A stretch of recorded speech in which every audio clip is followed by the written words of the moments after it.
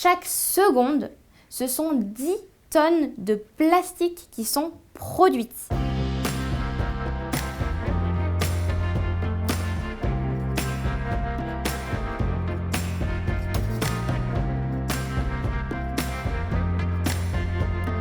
Ce qui m'énerve le plus quand je fais mes courses, c'est de voir tant de fruits et légumes préemballés. Par exemple, une barquette en plastique de carottes, de rondelles de carottes prédécoupées. C'est une aberration économique et environnementale. On gagne quelques secondes, on perd beaucoup d'argent et on a beaucoup trop d'impact sur l'environnement. Il y en a d'autres comme tous ces emballages individuels, les contenants individuels et jetables évidemment. Avec quelques centilitres de jus de citron ou de lait ou de beurre, etc. Des personnes par les réseaux sociaux m'ont envoyé des photos d'emballages complètement stupides qu'ils voyaient pendant leurs courses.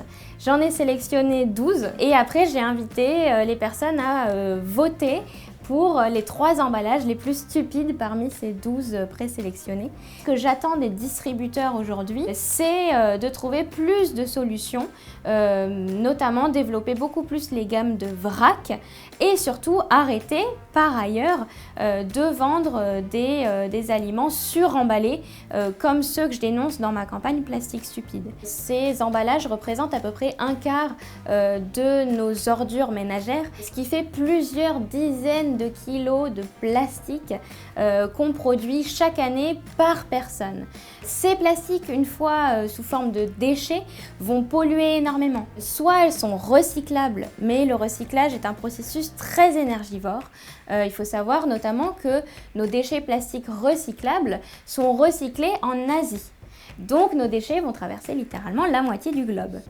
Quand ces déchets ne sont pas recyclables, ils vont être traités en incinérateur, donc ils vont être brûlés et créer ainsi des déchets encore plus toxiques.